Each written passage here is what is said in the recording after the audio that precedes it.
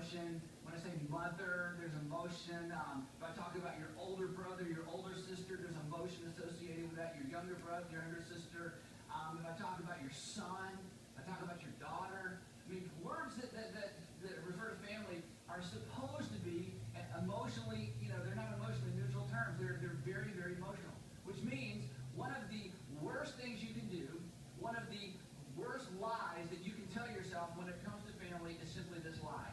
I don't care.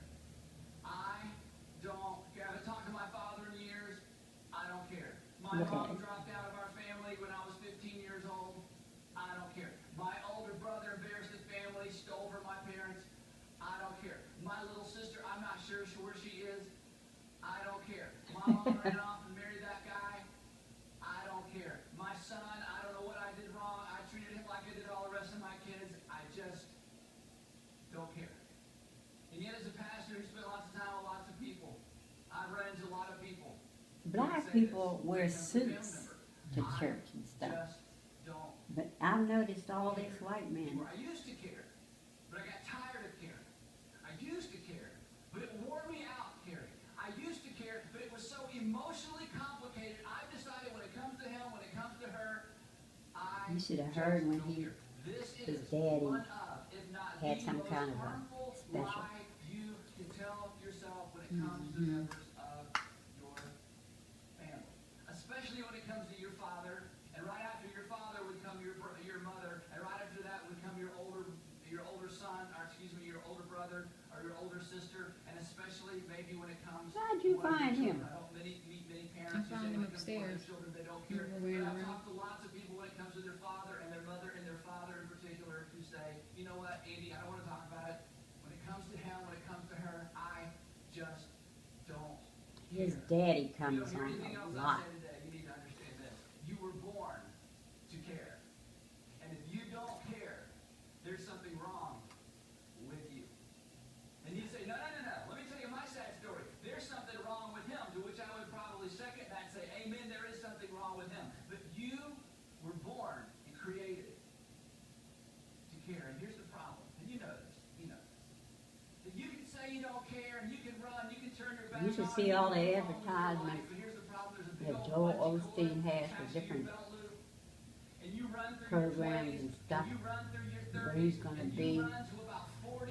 You should see that following and stuff. That tension increases and increases, and suddenly you're in a different relationship miles away, I don't think he has and all of a that sudden big that a bungee following cord yet. yanks you back into that He's not time into in your that. life when you walked away and decided, I just don't care anymore. And suddenly you're flooded with emotions. The problem is you're in a different house with different people.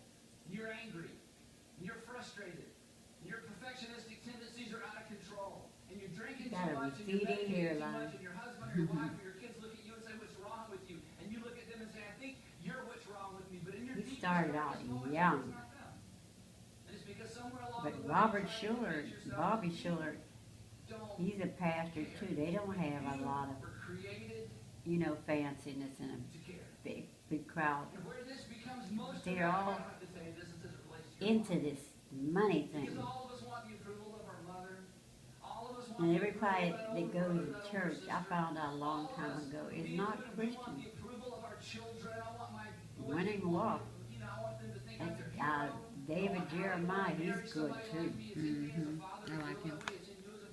But Falwell was something. His son, and I don't see him now. He's not on television, but he had black singers. Oh. But remember Charles Billingsley?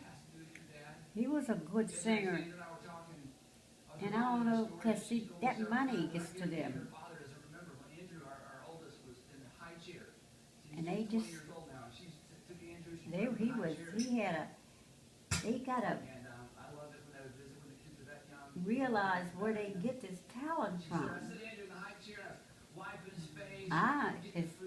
They used to tell me, because Auntie and them had a green thumb, I said, I got a purple thumb.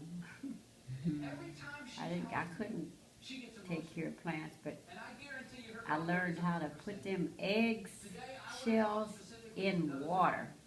Stink like mad, but it would really flourish the plants. How long did Auntie live in that house on Morgan Street? Till she died, I mean, when did she get it in the beginning? 547 Morgan Street. Was she there when y'all were kids? Mhm. Oh, really?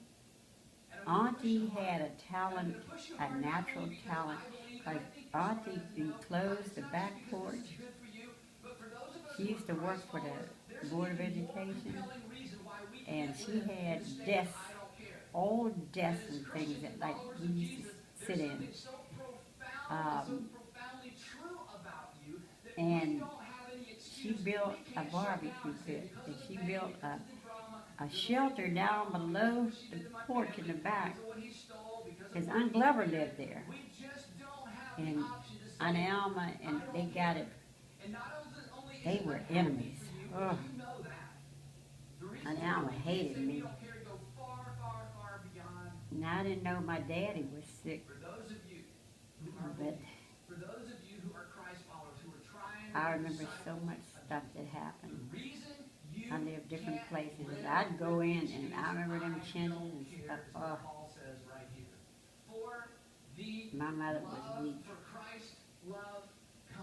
And I remember Cleo,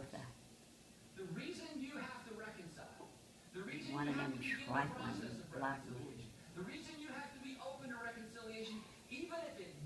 And his aunt used to complain about Mama looking for that man and stuff. That man got another woman. But Toot, you remember Miss Toot? She had a boyfriend, but she cared about her husband. You know, her husband and her came to get Laura when she was born. I looked at them and said, because he cut to it. I saw him actually go past her with a little knife in his hand and cut her leg. She didn't even feel it. And one time, I remember Jitney's Theodore and Mr. Sims. They used to be Jitney drivers. I have cards for Jitney's in my purse, in my wallet, old wallet with baby pictures and stuff. I have pictures of Royale and Roy. So how did Miss Toot know she got cut? Oh, you noticed the blood? I saw the blood. And I think I lived upon Sylvan Avenue then. And he walked past her, and he did so fast. He had cut her all around here. She had a brain